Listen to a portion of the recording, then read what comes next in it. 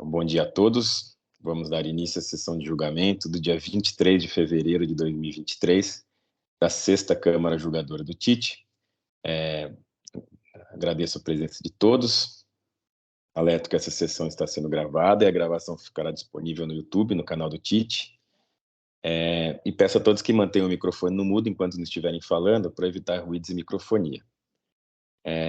Nós vamos pela ordem da pauta, tendo em vista que hoje não tem nenhum pedido de sustentação oral ou pedido de preferência.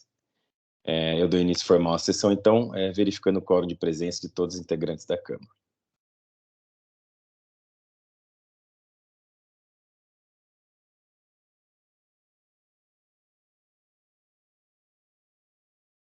Então, todos confirmaram presença. Estão presentes, além de mim, Dr. João Marcelo, Dr. Ítalo e o Dr. Herbert, que hoje está substituindo o Dr. Silag. Bom dia, Dr. Herbert. Obrigado por estar presente na nossa Câmara. E também está presente a doutora Aline, da representação fiscal. Então, eu dou início formal à sessão. E o primeiro processo da pauta é do autuado CR Dealer do Brasil Limitada, auto de infração 4103824. É um pedido de retificação de julgado de minha relatoria. Eu, como não tenho pedido de sustentação oral, vou fazer o lançamento do voto e já parto para a leitura. Um minutinho só.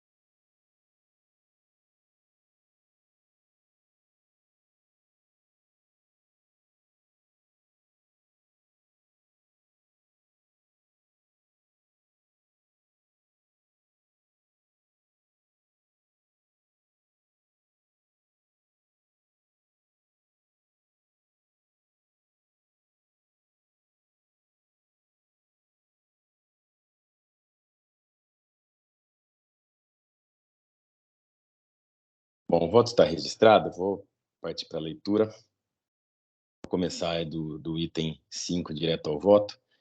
Lá eu explico todo o histórico do caso também. Então, inicialmente, cumpre mencionar que o pedido de retificação de julgado tem por fundamento a existência de erro de fato da decisão atacada, cabendo à parte que o fizer demonstrar precisamente mencionado erro de fato nos termos do artigo 15 da Lei 13.457 de 2009. Na visão desse julgador, por erro de fato em uma decisão, deve-se entender considerar existente fato inexistente e considerar inexistente fato existente, e ser erro insuperável e essencial para o deslinde da questão. Assim, esse julgamento está limitado à análise do presente processo administrativo sobre esse prisma do suposto erro de fato da decisão retificanda, não devolvendo toda a matéria de mérito a esta Câmara julgadora. No pedido de retificação de julgado em análise, o contribuinte alega, em caráter preliminar, a nulidade da decisão que julgou improcedente a impugnação anteriormente apresentada pela recorrente e erro de fato contido no acórdão por ausência de consideração dos recolhimentos efetuados. Posteriormente, a alegação de erro de fato por ausência de... Aqui está repetido, depois eu vou apagar. Analisando a decisão retificanda, em especial as folhas 141, verifica-se que houve análise de tal questão pela douta relatora, entendendo que não haveria o que se considerar do recolhimento feito pelo contribuinte. Aí eu transcrevo aqui um trecho da decisão, abre aspas, com relação ao período de 5 de 2017, verifica-se que houve recolhimento por parte da recorrente, conforme guia juntado às folhas 55/56, porém, referido recolhimento ocorreu posteriormente ao início da fiscalização, portanto, não há de se falar de denúncia espontânea. Aí ela continua, eu vou encerrar aqui a leitura da transcrição da decisão. Continuo no item 12. Aliás, verifica-se no próprio pedido de retificação de julgado o reconhecimento de tal análise pela 12ª Câmara Julgadora, quando afirma que, note-se que, embora a referida decisão tenha reconhecido expressamente o recolhimento de parcela do suposto débito, concluiu pela manutenção da integralidade da cobrança sob o pretexto de que o recolhimento posterior ao início dos trâmites fiscalizatórios não seria capaz de caracterizar a denúncia espontânea, folhas 155. Verifica-se, portanto, que não há erro de fato na decisão retificanda, mas uma discordância de direito quanto ao reconhecimento ou não dos pagamentos efetuados pelo contribuinte após o início da ação fiscal.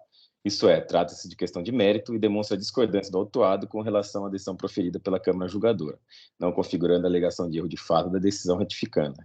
Em que pese a discordância desse relator quanto ao decidido pela 12ª Câmara, pois não se pode simplesmente desconsiderar recolhimentos efetuados pelo contribuinte, de fato, não há ocorrência da denúncia espontânea no presente caso, ante o recolhimento após o início da ação fiscal, mas os valores recolhidos devem ser imputados e descontados do valor total cobrado no presente AIM.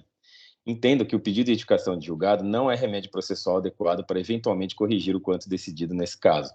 Repita-se, houve enfrentamento específico pela decisão edificanda quanto a tal questão. Portanto, verifica-se que, nos termos do artigo 15, parágrafo 1º da Lei 13.457 de 2009, o presente pedido de edificação de julgado não deve ser conhecido. Antes posto, não conheço o pedido de edificação de julgado de folhas 148 a 158. Esse é meu voto. Abro a palavra aos demais integrantes da Câmara. Eu vou fazer só uma edição aqui que ficou repetido ali 2 parágrafos, mas a palavra está aberta. Presidente, eu peço a palavra para elogiar pelo voto, está perfeito, né? Mesmo tendo uma opinião divergente, não é o recurso adequado, né? A retificação de julgado. Parabéns pelo voto, presidente.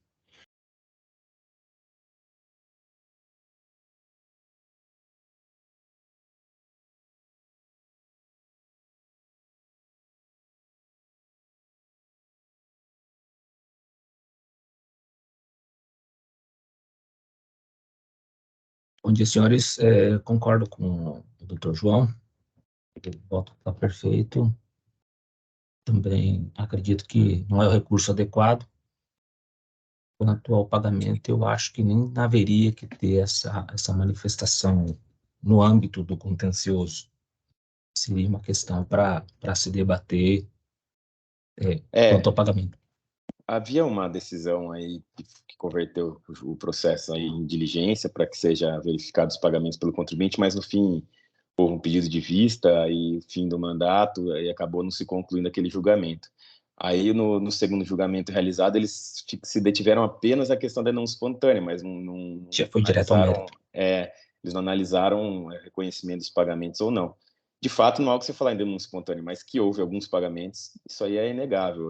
Tem que ver se vai ser imputado ou não, mas aí teria que ser, não dá para, na minha opinião, não dá para corrigir isso por pedido de justificação de julgado. Isso, eu estou lendo aqui o artigo 88, parágrafo 2º da 13.457. Não sendo parcial ou insuficiente o recolhimento, o valor recolhido será objeto de imputação em pagamento mediante a distribuição proporcional entre os componentes do débito quando de sua liquidação. Eu acho que já é alguma coisa.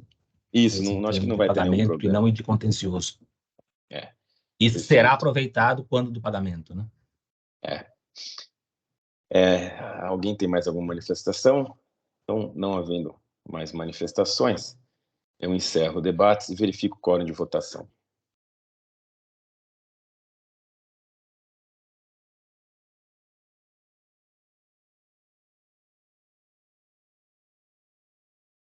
Todos confirmaram presença.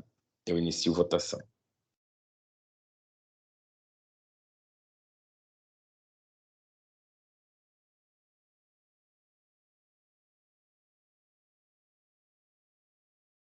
Todos votaram, eu encerro a votação. Então, meu voto foi acompanhado da unanimidade, no sentido de não conhecer o pedido de retificação de julgado. Assim, nós encerramos o julgamento do caso CR Dealer do Brasil Limitado.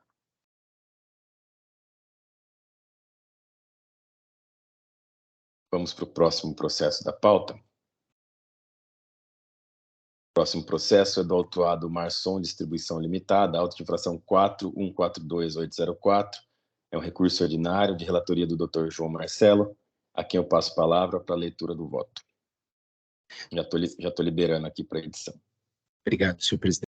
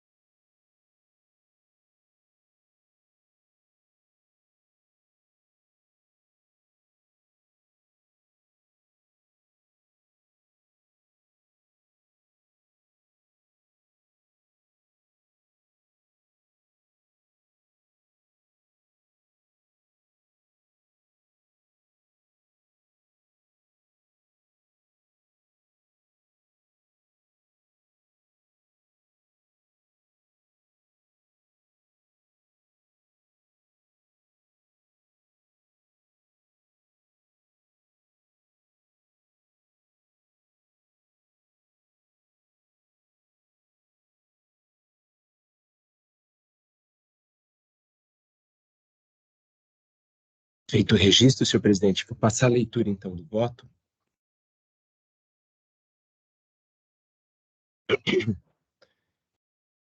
Então, trata-se de recurso ordinário às folhas, interposto em face de decisão de primeira instância, as folhas tais, que julgou procedente o item 1.2 do presente AIN, cuja infração passo a reproduzir.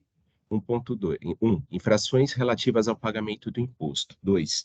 Deixou de pagar o ICMS no montante de R$ 377.595,73 no período de março de 2018 a setembro de 2019, por não haver escriturado no livro Registros de Saída, EFD expede o imposto destacado nas notas fiscais eletrônicas de devolução relacionadas no demonstrativo 2. Infringência. Artigo 58, artigos 215, parágrafo 3º, item 4, letra C, e artigo 87, todos do RICM 00. Capitulação da multa, a multa foi capitulada no artigo 85, inciso 1, a linha B, combinado com os parágrafos 9 e 10º da Lei do ICMS. Os itens 1.1, 2.3 e 3.4 foram liquidados conforme destacado as folhas 647. Em seu recurso ordinário, a autuada apresenta as seguintes alegações e apertada síntese.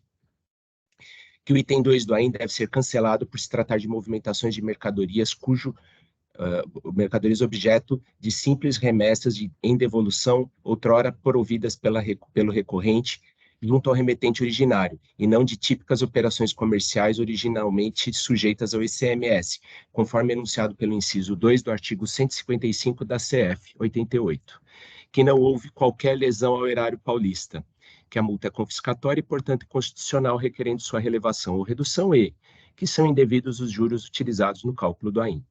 Por sua vez, a representação fiscal apresentou parecer às folhas tais, requerendo o não provimento do recurso ordinário apresentado. Não há protesto por sustentação oral, não havendo outros requerimentos, dou por fim do relatório e passo a decisão. Voto. Trata-se de auto de infração lavrado em virtude de falta de pagamento do ICMS por falta de escrituração, em seu livro Registro de Saídas, de notas fiscais de devolução de mercadorias, com destaque do imposto, conforme elencado no demonstrativo 2, as folhas 82 e 84. Os fatos geradores reportam-se ao período de março de 2018 a setembro de 2019. A materialidade da infração foi suficientemente comprovada pelo conjunto probatório acostado aos autos. Questão de mérito. Alega o contribuinte que o item 2 do AIN, item em discussão no presente voto, deve ser cancelado, por se tratar de movimentações de mercadorias objeto de simples remessas em devolução outrora promovidas pelo autuado junto ao remetente originário, e não de típicas operações comerciais ordinariamente sujeitas ao ICMS, conforme enunciado pelo inciso 2 do artigo 155 da Constituição Federal e positivado no artigo 36 da Lei 6.374/89, pelo princípio da não cumulatividade. Conforme bem destacado pela ilustre representação fiscal, as folhas 678, as operações relativas às notas fiscais nele mencionadas são atinentes a operações de saídas tributadas, a título de devolução, com destaque do imposto, haja vista a ausência de dispositivo legal que afaste tal exigência. Tributada a operação, a exigência do imposto em questão não tem relação com a ausência de crédito na operação anterior, pois o fisco não glosou e nem ignorou o crédito. Trata-se de procedimento cabível ao contribuinte e com base nas normas, né, tem um errinho, mas vai ficar assim mesmo, sobre o direito ao crédito, como mencionado também pelo fisco, no sentido de que a legislação prevê o aproveitamento do crédito de forma extemporânea, observada a disciplina prevista na legislação. E assim, não há prejuízo ao contribuinte com a suposição de que teria afrontado o princípio da não cumulatividade. Vejamos que, conforme disposto no artigo 215 do RICM 00, o livro Registro de Saídas, modelo 2 ou 2A, atualmente incorporado à AFD, nos termos do artigo 250A do RICM 00, destina-se à escrituração da saída de mercadoria a qualquer título. Estamos, portanto, diante de uma infração objetiva à legislação do ICMS. Não nos resta dúvida quanto ao cometimento da infração e à adequação da penalidade e da multa combinada. Destaque-se que a existência ou não de prejuízo ao fisco é irrelevante para a caracterização da infração. Isso porque, conforme artigo 136 do CTN, verificada a infração a dispositivos da legislação, impõe-se a aplicação das sanções previstas em lei, não importando se houve a produção de benefício ou dano ao erário, assim como não é necessária a demonstração de dolo, fraude ou simulação, uma vez que a responsabilidade tributária por infrações é objetiva.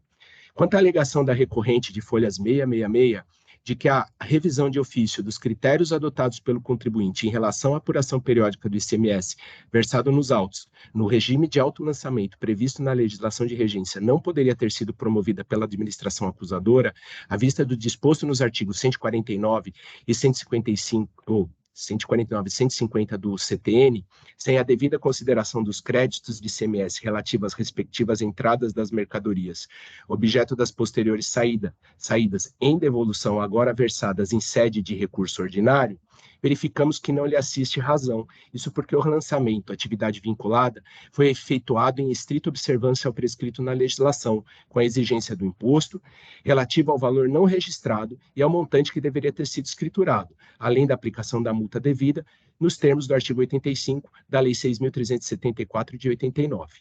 E ao contrário do que faz crer a recorrente, não há previsão legal de consideração do crédito para que haja cobrança do débito do imposto pelo AFRE, e tampouco juntou documentos que pudessem elidir o trabalho fiscal nesse sentido. Quanto às decisões trazidas pela recorrente, conforme bem apontado pela ilustre representação fiscal às folhas 679, referem-se a obrigações acessórias com aplicação aos casos a que se referem, não se tratando ao caso em tela. Portanto, em reforço argumentativo, não vincula esse julgador em preservação de sua autonomia decisória, podendo ou não o órgão de julgamento basear-se em decisões outras para afirmar seu convencimento motivado. Questões subsidiárias.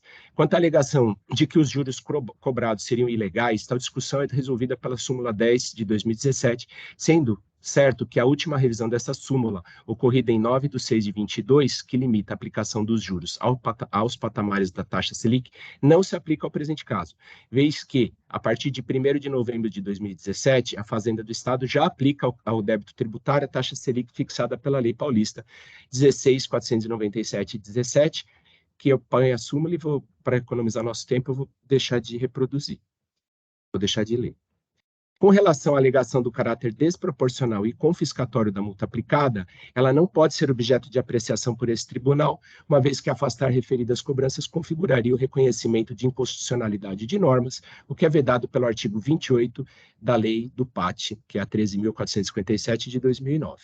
No que se refere ao pedido de relevação ou redução da multa, não há que ser acolhido, uma vez que para a concessão do benefício devem ser observados todos os critérios, os requisitos dispostos no artigo 527-A do RICM 00.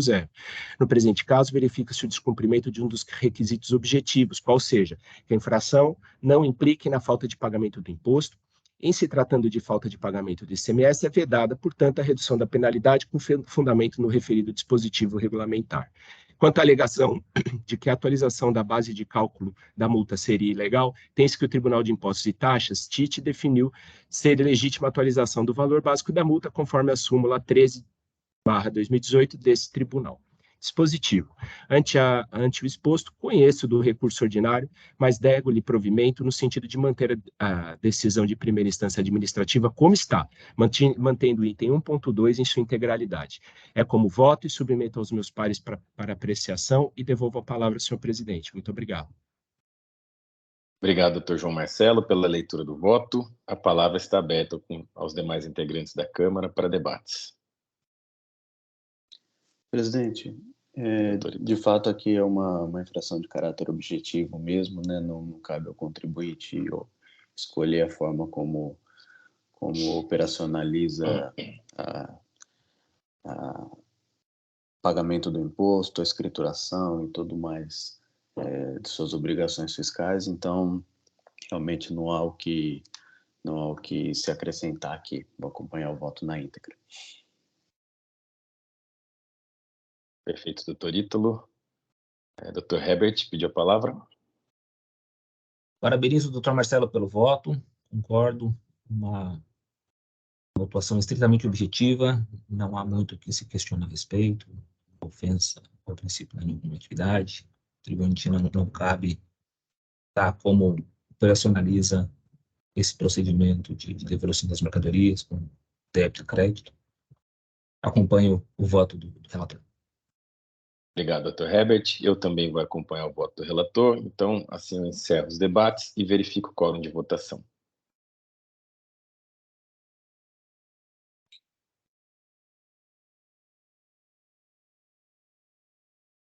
Todos confirmaram presença, eu inicio votação.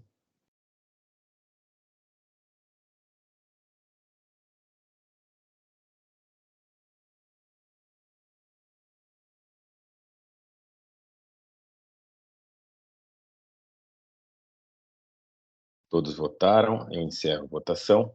Então, o voto do Dr. João Marcelo foi acompanhado à unanimidade, no sentido de conhecer e não prover o recurso ordinário. Assim, nós encerramos o julgamento do caso Marson Distribuição Limitada.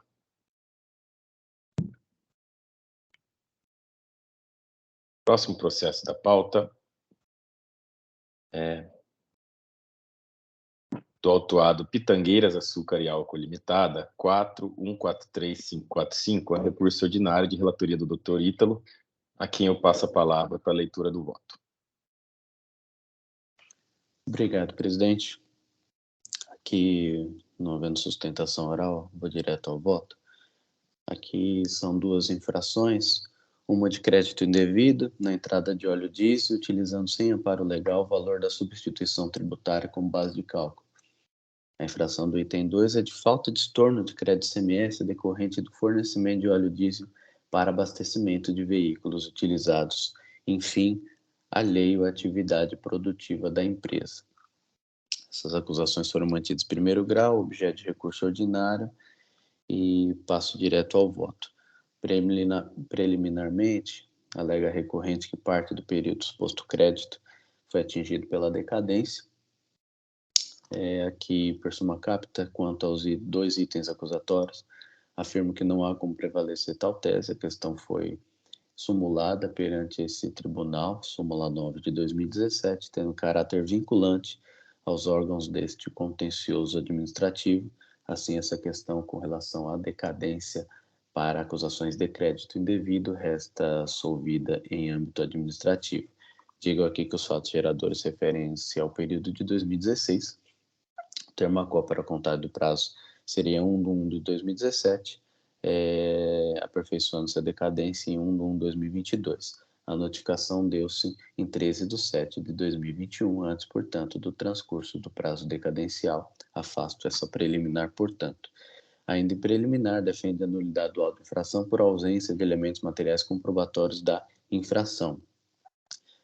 Como derivação ou ramificação desse argumento, alega ainda ofensa ao princípio da verdade real, bem como afrontas aos princípios do contraditório e ampla defesa. Tais argumentos, concessa vênia, não merecem albergue. O lançamento de ofício está bem posto, suficientemente motivado e satisfatoriamente comprovado em rigorosa observância do artigo 142 e artigo 34 da 3457, inclusive e principalmente em aspectos quantitativos, não se identificando ofensa aos princípios do contraditório, ampla defesa ou verdade real. O próprio relato infracional descreve com clareza solar que as informações acerca da destinação do óleo diesel foram prestadas pela própria recorrente, dispondo que, abre aspas, apresentou documentação de folhas tal, informando a destinação do óleo diesel consumido. Posteriormente, foram emitidos notificação complementar solicitando esclarecimentos adicionais sobre tais veículos. Em resposta, apresentou a documentação de folhas tais. Prestadas as informações, concluiu a autoridade fiscal motivadamente que o combustível foi utilizado em atividades alheias ao setor produtivo para uso e consumo no próprio estabelecimento, nos termos do item 3.5 da decisão CAT 1 de 2001, nos seguintes casos, e listou aqui os veículos que teriam sido destinatários do óleo diesel. Vê-se, portanto, que a instrução documental, motivação e transparência da autoridade fiscal ao discriminar detalhadamente os veículos considerados como alheios ao setor produtivo da empresa, bem como discriminar detalhadamente o cálculo realizado para quantificar o valor do combustível e o imposto creditado e não estornado, utilizando nessas atividades auxiliares.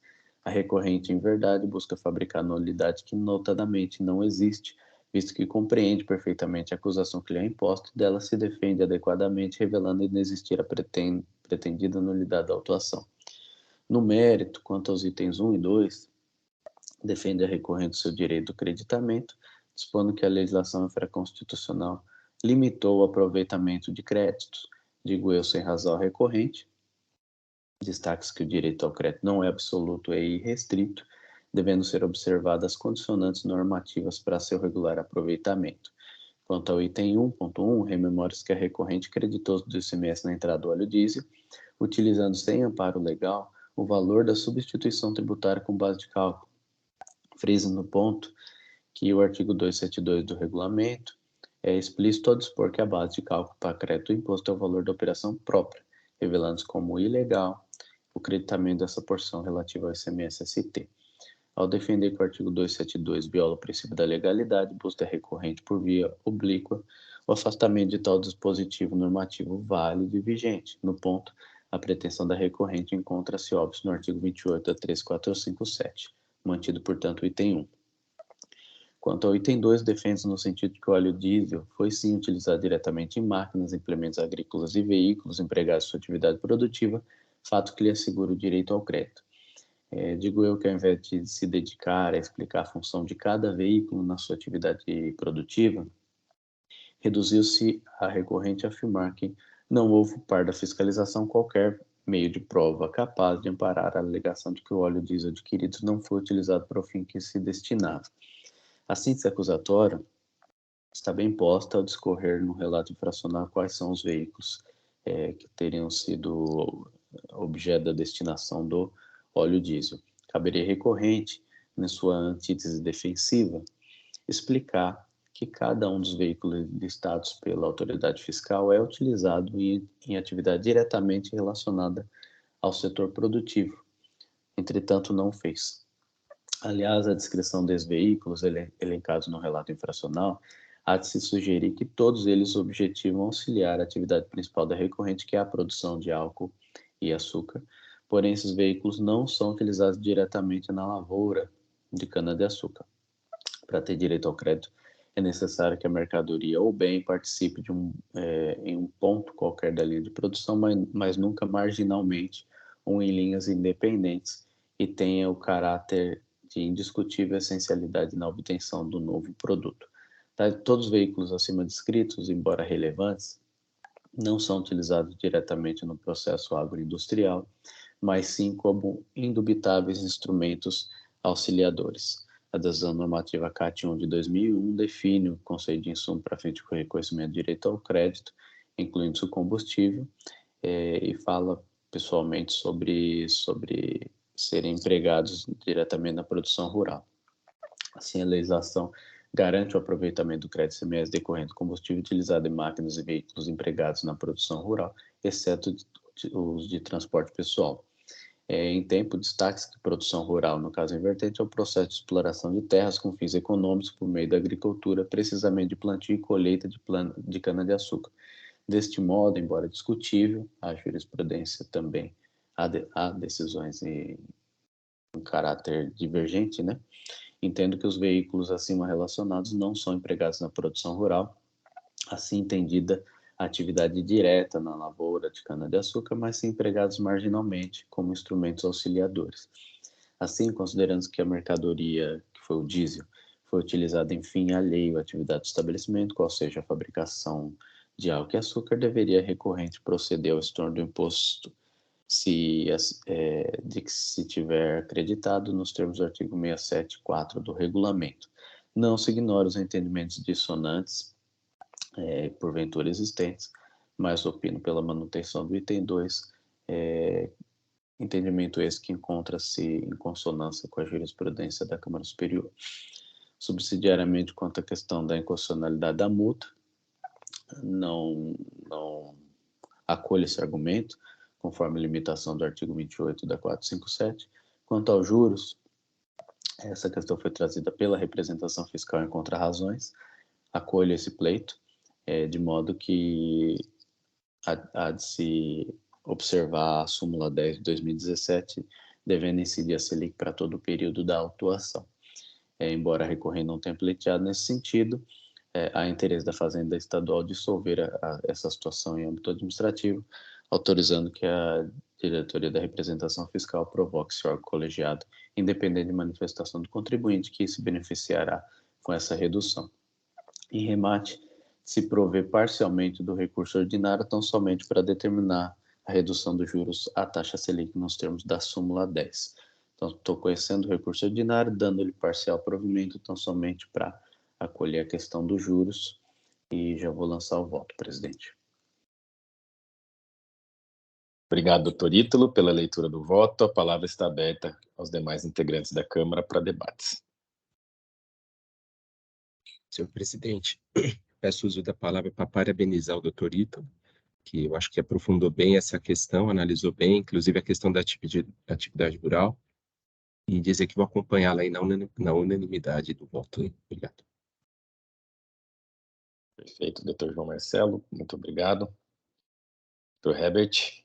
Por aqui também, parabenizo o doutor Ítalo pelo voto. Muito bem suscitada a súmula 9, quanto à decadência dos períodos, né, quanto à não decadência dos períodos, que não foi... A primeira instância, ela fez a contagem do prazo de uma forma bem precisa, bem interessante, mas não trouxe esse argumento da súmula, o que é de muita valia para a questão. Sempre também revigorar, reviver as súmulas do tribunal. Quanto à primeira operação, é também, de certa forma, bem objetiva e até, de certa forma, incontestável pelo contribuinte, né? Ele não usou a base de cálculo das operações próprias, mas optou por entender que seria a base de cálculo da substituição tributária para se acreditar, que afronta o 247 do regulamento. E quanto aos créditos dos veículos, ele também não discordou de forma pontual, como trouxe o doutor Ítalo, cada um dos veículos, que não é aplicado na produção. Alguns até traz a observação que é veículo de terceiro, que seria um outro argumento, não seria um veículo próprio, né? Mas que também não daria direito ao crédito de forma absoluta. Acompanho na íntegra, mais uma vez, parabenizo o doutor Ítalo pelo voto. Também vou acompanhar o doutor Ítalo. Obrigado, doutor Herbert. Também vou acompanhar o doutor Ítalo. Eu já votei em outras oportunidades pelo direito ao crédito do óleo diesel, mas desde que o contribuinte comprove, né, que utiliza esses veículos na produção rural aí. Inclusive, eu já votei em veículos alugados, tá? Ou seja, de terceiros, como mencionado pelo doutor Herbert, desde que o contribuinte comprove que, de fato, aqueles veículos são utilizados na sua atividade. Nesse caso, não há nenhum tipo de comprovação. Então, também vou acompanhar o doutor Ítalo por esses motivos. Sendo assim, não havendo mais manifestações, eu encerro os debates e verifico o quórum de votação.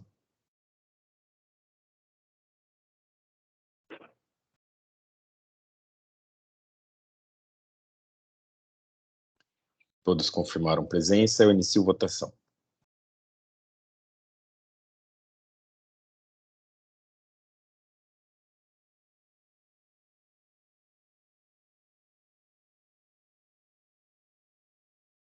Todos votaram, eu encerro a votação. Então, o voto do doutor Ítalo foi acompanhado da unanimidade, no sentido de conhecer o recurso ordinário e dar parcial provimento apenas para limitar os juros à taxa Selic.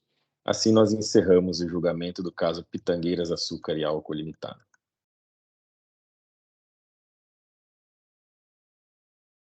Vamos para o próximo processo da pauta.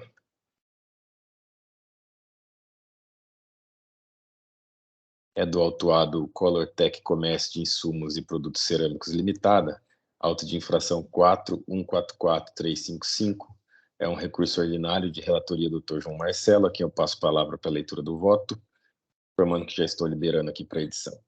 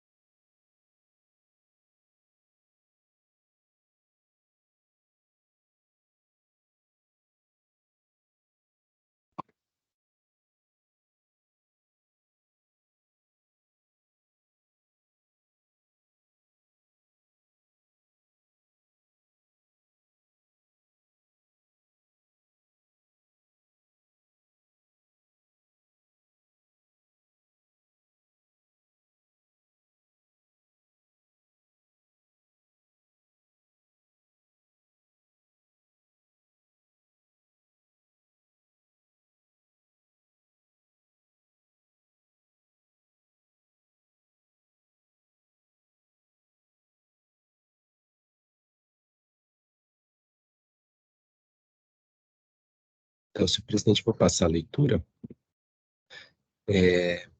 Trata-se de recurso ordinário, as folhas interposto em face de decisão de primeira instância, as folhas tais que não conheceu a impugnação apresentada pelo contribuinte em virtude da sua intempestividade e julgou procedente a seguinte infração. Infração 1, infração relativa ao crédito imposto, creditou-se indevidamente no ICMS no montante de R$ 2.222.090,40 no período de junho de 2016 a agosto de 2017, nas datas e nos valores especificados no demonstrativo 1 de folhas 12 e 26, decorrente da escrituração de documentos fiscais nele referenciados, relativamente à entrada de mercadorias no estabelecimento que não atende às condições previstas no item 3 do parágrafo 1º do artigo 59 do RICM 00, tendo em vista que as referidas NFEs foram supostamente emitidas por contribuinte em situação irregular perante fisco, a saber, Brascom, Comércio de Insumos e Produtos Cerâmicos, Eireli EPP, e número 587-233-58610, CNPJ 24.921.585/1000 contra-40, uma vez que foi constatada a simulação de existência do estabelecimento ou da empresa para a qual foi obtida a inscrição. Artigo 30, inciso 1, RICM 00, motivo determinante para a decretação da nulidade da inscrição estadual. Documentos inidôneos, todos os documentos a ela atribuídos desde o início de suas atividades em 2 de junho de 2016, conforme procedimento administrativo de constatação de nulidade de inscrição, PCN, portaria CAT 95/2006, processo GEDOC, número tal. Seguem acostados ao presente o demonstrativo de crédito indevidamente tomado, com as chaves de acesso das NFEs, os correspondentes lançamentos no livro Registro de Entradas, EFD, no Registro de Apuração ICMS, EFD, e respectivas guias. As folhas tais, planilha de glose de créditos em razão de saldo credor, as folhas 341, 342, bem como a notificação, as folhas 343, 359 e a resposta do contribuinte, incluindo cópias das DANFs, e dos comprovantes de pagamento, as folhas tais. Segue ainda juntada a cópia da íntegra do referido procedimento administrativo, PCN, as folhas tais, incluindo a publicação no DO, as folhas 14, da edição do dia 16 de julho de 2019. Bom, a infringência foi aos artigos 61 e ao 59, parágrafo 1º, item 3 do RICM 00, e a multa foi capitulada no artigo 85, inciso 2, a linha C, da lei do ICMS. Em sua decisão, a DTJ de Ribeirão Preto decidiu pelo não conhecimento apresentado, notadamente em virtude de o mesmo ter sido apresentado após o prazo de 30 dias previsto pela legislação.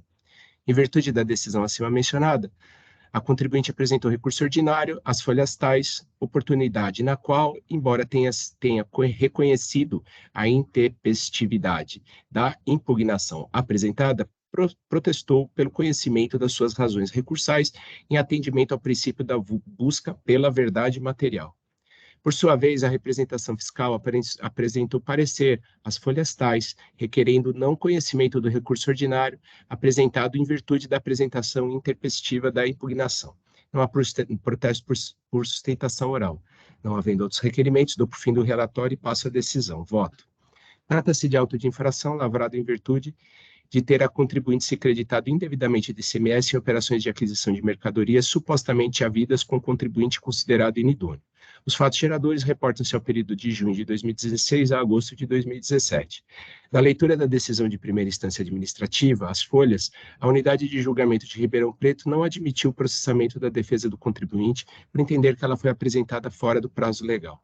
Compulsionando-se os autos, verifica-se que, de fato, o contribuinte foi notificado da lavratura do AIN via DEC, domicílio eletrônico do contribuinte, na data de 27/8/2021, com cientificação eletrônica realizada em 8/9/2021, sendo necessário salientar que a notificação anteriormente mencionada constam informações detalhadas acerca da metodologia da contagem de prazo para a defesa, bem como das consequências da não apresentação da defesa dentro do prazo de 30 dias. Com efeito, tendo o contribuinte sido notificado dia 8/9/21, uma quarta-feira, resulta que o prazo de 30 dias para a apresentação da defesa se encerrou em 8/10/2021, uma sexta-feira. Ocorre que o contribuinte apresentou sua defesa apenas em 26/10/2021, não havendo como se contestar sua intempestividade. Ressalta-se, inclusive, que a própria recorrente reconhece o não cumprimento do prazo, protestando pelo reconhecimento de suas razões recursais com base no princípio da busca pela verdade material. Forçoso, portanto, concluir-se pelo acerto da decisão recorrida em não admitir a defesa apresentada. Fato esse que, por via de consequência lógica, impede também o conhecimento do recurso ordinário interposto, em observância ao disposto no artigo 29, inciso 1 da Lei 13.459/09, se não vejamos. Artigo 29, não será processado no contencioso administrativo pedido que seja intempestivo. Em tempo, e não obstante todo o acima exposto, é necessário consignar ainda que o auto de infração objeto da lide aponta no item 4 das folhas 2 que o débito fiscal fica sujeito a juros de mora nos termos do artigo 96 da Lei 6.374/89, com redação dada pela Lei 13.918/09, sendo certo, contudo, que por ocasião da edição da súmula 10 de 2017, com última revisão ocorrida em 9/6/2022, foi determinada a limitação da aplicação dos juros aos patamares da taxa Selic, e que a Fazenda do Estado já aplica ao débito tributário a taxa Selic fixado pela Lei Paulista 16.497/17 para fatos geradores que ocorreram após 1/1/11 de 2017. Embora a recorrente não tenha pleiteado nesse sentido, há pleno interesse da Fazenda Estadual em solver tal situação em âmbito administrativo, autorizando-se a DRF provoque esse órgão colegiado, independentemente de manifestação do contribuinte, que, frise, se beneficiará com a redução do crédito tributário. Com efeito, independentemente do não conhecimento do recurso por conta da reconhecida intempestividade da impugnação originalmente apresentada, necessário limitar os juros de mora aos limites legais vigentes. Dispositivo, ante o exposto, não conheço do recurso ordinário, mas determino a limitação dos juros de mora à taxa Selic, nos termos da súmula 10 de 2017 desse egrégio tribunal, devendo os autos serem encaminhados à PGE em conformidade com o artigo 30, parágrafo 1º da Lei 13.457/09, reproduzido do artigo 95, parágrafo 1º do Decreto 54.486/09. É como voto, submeto aos meus pares para apreciação e ajuda aí se fiz algum erro processual e fico à disposição, senhor presidente. Obrigado, doutor João Marcelo, pela leitura do voto. Nesse caso, a defesa foi intempestiva, não sei nem porque o recurso foi conhecido, né? Esse recurso não devia nem ter sido conhecido, porque, na teoria, o processo administrativo já acabou lá em 8/10/2021. Doutor Ítalo? Então, presidente, aqui, acho que a questão do processamento eles até fazem, né? Porque, em tese, um dos pontos de discussão poderia ser até o confronto quanto à tempestividade da defesa original, né? Então, o processamento até faz, chega ao órgão administrativo que se limita a discutir se a defesa original era tempestiva ou não, e só cabe ou não conhecer do recurso aqui, ou anular a decisão para que outra seja proferida, caso a defesa tenha sido tempestiva. De fato, não cabe o conhecimento do recurso ordinário, mas duas dúvidas me surgem. A primeira é que, de fato, o dispositivo acho que precisa ser corrigido, porque lá está conhecido integralmente e não provido. Aqui a questão é de não conhecido, né? O primeiro botãozinho lá encerra tudo. Mas a minha dúvida é com relação a essa questão da Selic, que é só uma questão meramente processual aqui com relação a como se vota isso. A superior, mesmo quando não se conhece do recurso especial por qualquer motivo, tende a conhecer do recurso só para acolher essa questão da Selic, o que faz com que o dispositivo seja conhecido parcialmente provido por essa questão da Selic. Aqui é uma questão que, na verdade, grosso modo, é a mesma coisa, né? Quando não se conhece o recurso especial, não se conhece por não preencher os requisitos lá, e mesmo assim o dispositivo é conhecido parcialmente provido. Aqui haveria um não conhecimento e apenas essa determinação dos juros como uma mera observação, né? Eu não sei se é o caso de se conhecer parcialmente do recurso ordinário para se acolher esse pleito e dar parcial provimento, ou de fato não conhecer do recurso ordinário com essa mera observação. A questão que fica é que eu não sei se isso vai ser observado se o dispositivo for não conhecido. Eu não sei como é o processamento interno nesse ponto. Então, essa é a dúvida que eu lanço, presidente. Eu acho que tem que conhecer parcialmente da parcial provimento. Doutora Aline pediu a palavra. Não, a primeira coisa, tem isso também que eu ia comentar, mas a primeira coisa é porque na ementa tá que foi conhecido de ofício, né, a questão dos juros. Tem a petição, né? Tem a petição e depois também lá acho que no item 16, que coloca a pleno interesse da Fazenda, e como tem a petição, até poderia colocar que como tem petição da Fazenda... Eu acho importante mencionar também.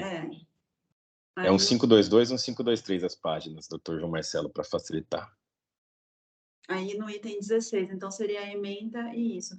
Agora, mesmo o PRJ, né, às vezes, que não é para conhecer, acaba conhecendo por conta só dos juros, né? Agora, eu não sei nesse caso que seria para encaminhar o auto direto para a PGE, né, para cobrança, se seria o caso de conhecer como é feito no caso de recurso especial, que não é conhecido, como é feito no caso de PRJ, né?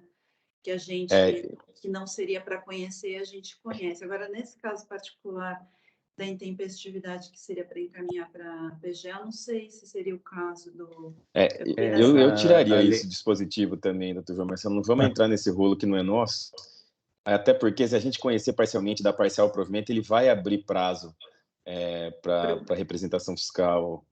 Então, não sei se a gente deve colocar para encaminhar a PGE, entendeu? Deixa que o sistema faz os devidos encaminhamentos. Eu vou compartilhar. Posso compartilhar a tela aqui? A dúvida da Aline, presidente, a dúvida da Aline é de se manter o não conhecimento nesse caso, não é?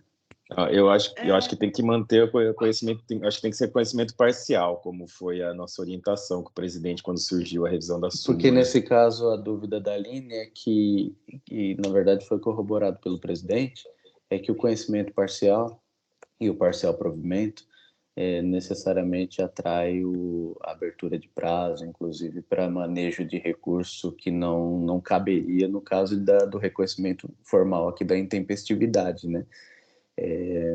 Então a dúvida é como vai ficar o processamento disso depois, mas realmente eu também não tenho uma conclusão para isso. Mas eu acho que isso aí não cabe a gente, aí o sistema vai fazer o processamento. Eu acho que a única coisa que eu tiraria do dispositivo é esse encaminhamento para a PGE aí. Eu vou fazer o seguinte, vou compartilhar aqui. Posso compartilhar, se presidente, um segundo? Pode. Por aqui. Aqui, certo? E o 16 eu já pus, ó. Embora a recorrente não tenha pleiteado a petição da Fazenda Estadual e sobre autorizantes deve... Tá certo? Tá. E a todo mundo está de ementa... acordo com o conhecimento parcial e parcial provimento? Recurso conhecido parcialmente. E na ementa tinha a questão de ofício também. O doutor Ítalo, doutora Aline, doutor Herbert, vocês estão de acordo com esse conhecimento parcial e parcial provimento? Eu acho que essa foi a orientação da presidência quando surgiu a revisão da súmula. Porque, assim, seria contraditório a gente fazer alguma alteração da decisão anterior não conhecendo o recurso, né? Eu acho que, assim, a questão da determinação do que deve ser feito, ele só consegue atingir o objetivo se, de fato, esse comando for explícito, né? Quando a gente não conhece, aparentemente a gente não faz valer o poder decisório dessa questão. Então, acho que mesmo nesses casos de intempestividade, há essa necessidade de conhecimento, deixando claro que, assim, o voto deixa explícito, né, que a defesa não é conhecida no mais com relação à intempestividade, né? Não é só uma questão de dispositivo, né? Tem toda a razão de decidir, que demonstra que continua sem ser conhecido por conta dessa questão. mas os juros ele é conhecido e é provido. Então, eu acho que não há problema nenhum de se conhecer parcialmente prover. O doutor João Marcelo é conhecido parcialmente, tá? Só lá que eu estava vendo o senhor fazendo a ementa, você pôs o recurso conhecido e parcialmente provido, mas é parcialmente conhecido e parcialmente provido. A gente está conhecendo só na questão dos juros. Ali na ementa também, eu acho que sobrou o de ofício. Em relação aos juros, né?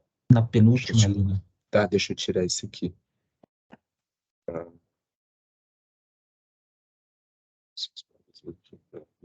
Acaba não sendo só o de ofício, né? Porque tem o independente de a matéria não ter sido suscitada, né? Então, na verdade, é toda essa porção aí.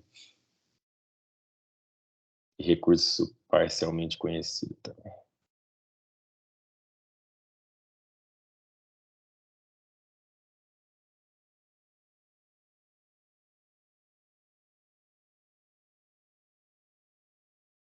Podemos ver o dispositivo lá embaixo, só para confirmar. Conheço parcialmente do recurso. E da parcial provimento.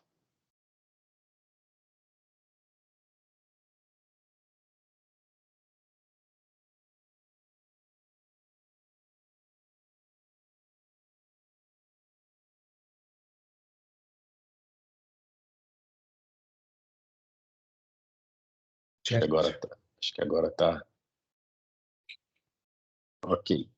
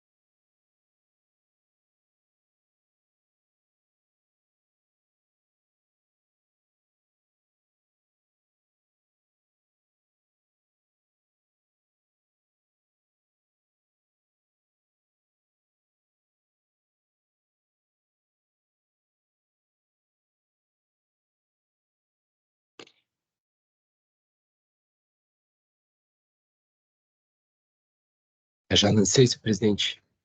Aí, como a gente está fazendo a 4 mãos, na realidade, se vocês puderem justificar aí. Essa era uma dúvida que eu estava um tempão com isso aí. Esses casos aí, depois da revisão da súmula, realmente surgiram algumas situações meio atípicas como essa. Mas aí, de minha parte, está tudo ok. Não havendo mais manifestações, todo mundo de acordo, posso prosseguir? Então, eu encerro os debates e verifico o quórum de votação.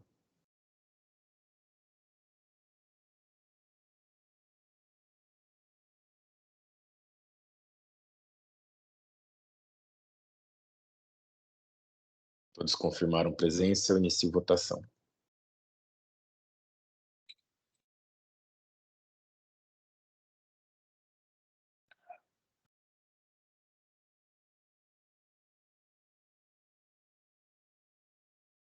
Todos votaram, eu encerro a votação.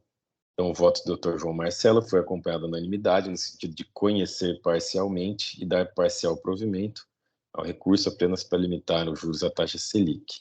Assim, nós encerramos o julgamento do caso Colortec Comércio de Insumos e Produtos Cerâmicos Limitada.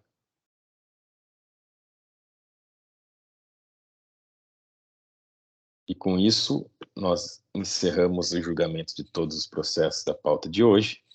Eu vou encerrar a sessão de julgamento aqui no EPAT para que seja gerada a ata de julgamento.